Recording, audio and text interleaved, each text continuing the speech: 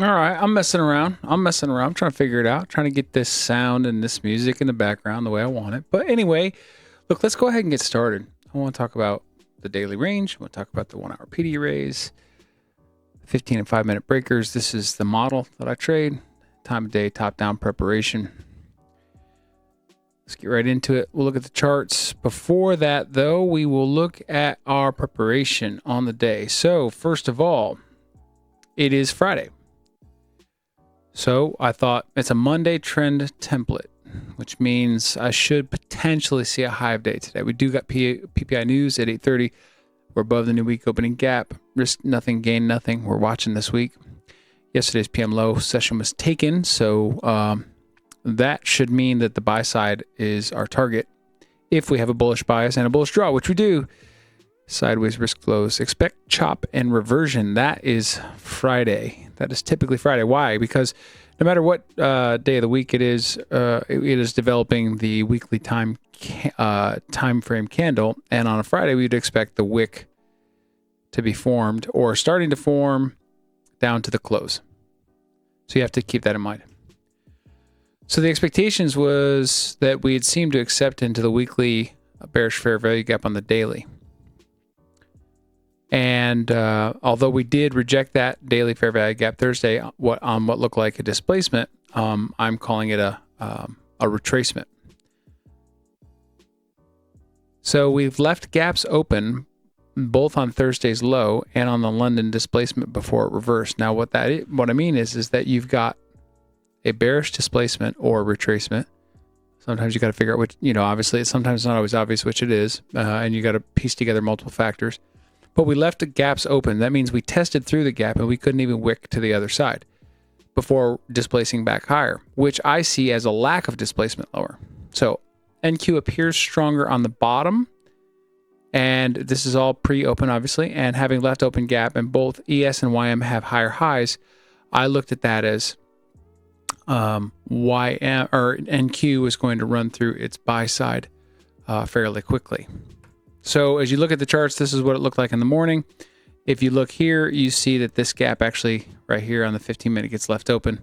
Same thing on the hourly. So that set me off right away, is that my bias was looking long. And then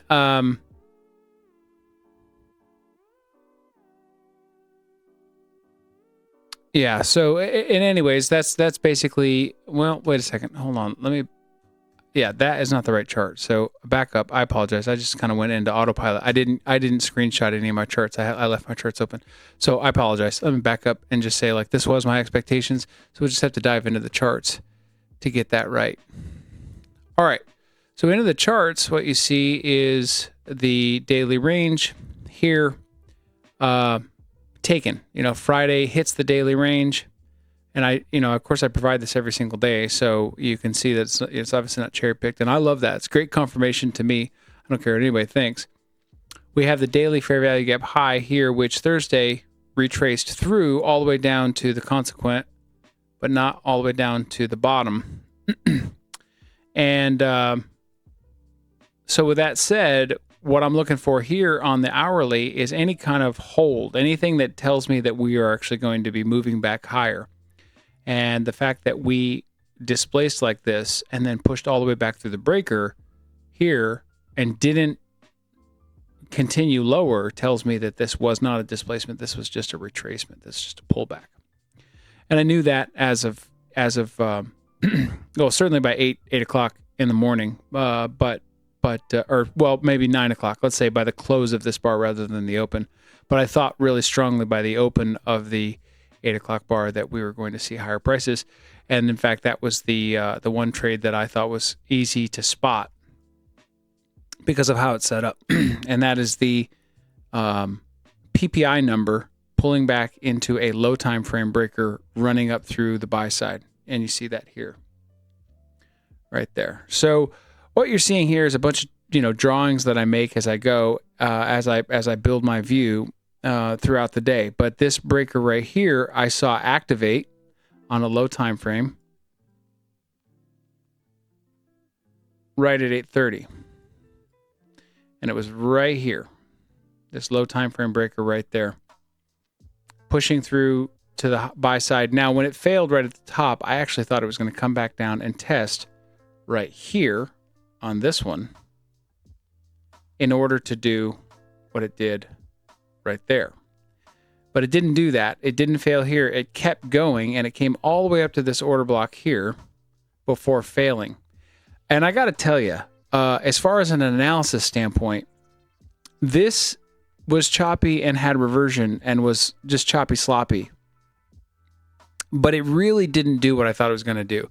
I mean, other than running through this buy side, I found this action not curious because it made sense as it was happening, other than the fact that we just kept racing up higher.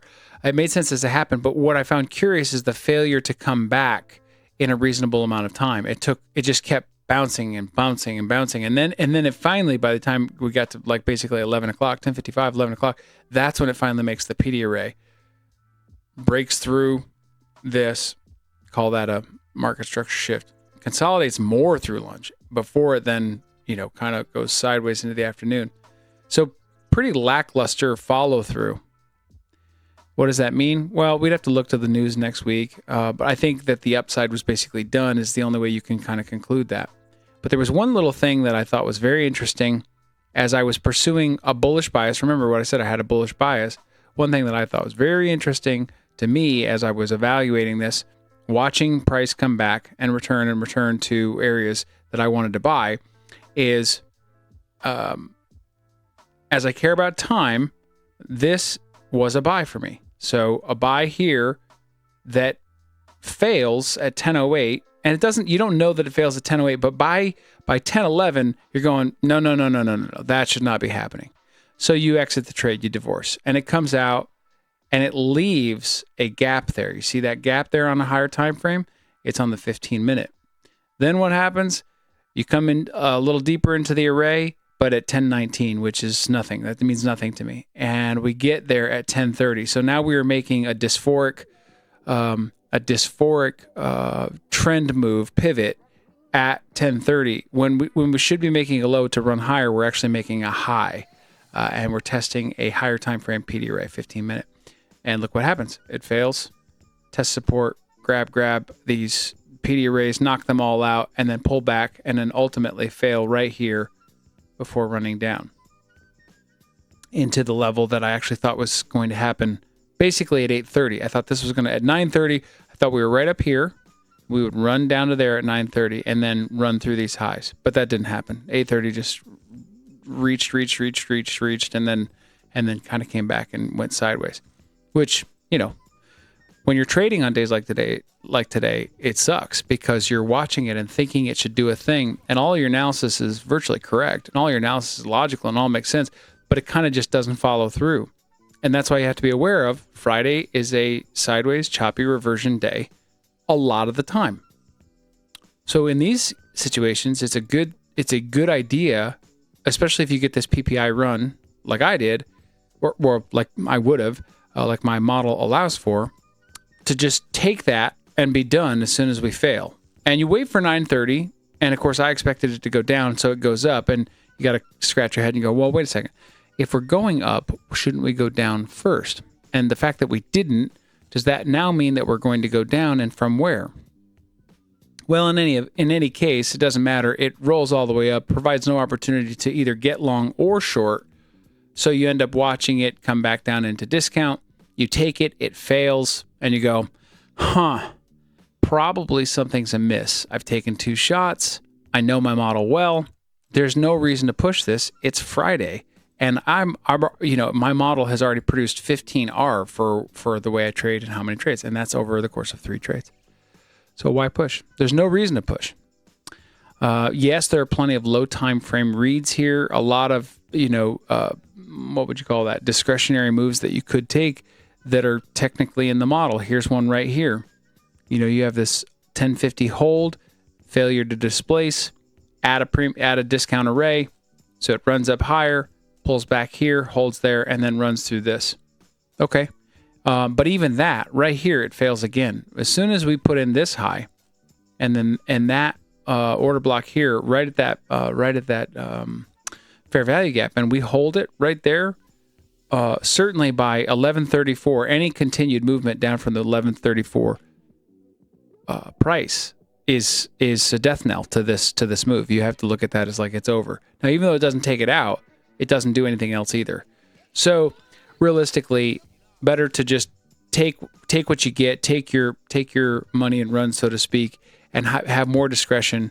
Save your risk for tomorrow. And I think this is one of the things that's it's a really great, not tomorrow, Tuesday, obviously in this context, but for another day, regardless. So in any event, that is the AM review. I found today to be challenging. Apart from this news read, which I loved and I thought it was wonderful, kind of a fast, not an easy read, but a very logical read. Very typical for what I expect on a PPI day. But I found most of the rest of the day very challenging to maintain your cool. And maintain, the connection to your model and not try and do things that you shouldn't do, and sort of prove yourself right. In any event, Monday we have off, so with Martin Luther King Day, and that is it for me. I have a very refined model that I trade. I trade it exclusively. I do nothing else. I don't care what other people do. I don't care what other people think. I know that my model works and I stick with it, and this is it. I define the daily range. I work off of 1 hour PD arrays. I'm using 15 and 5 minute breakers at time of day. It's simple. It's plain. It works and it returns. So, I'll just offer this out here. If you're the kind of person that's trying to figure out how to put it together, I offer workshops. I'm not trying to teach you how to trade. I'm trying to help you put together your model, and that's it. I just happen to be a trader, but in my profession, I help people understand their processes, and that's what I'm all about here. And love to help you. Reach out to me if you're interested. Take care.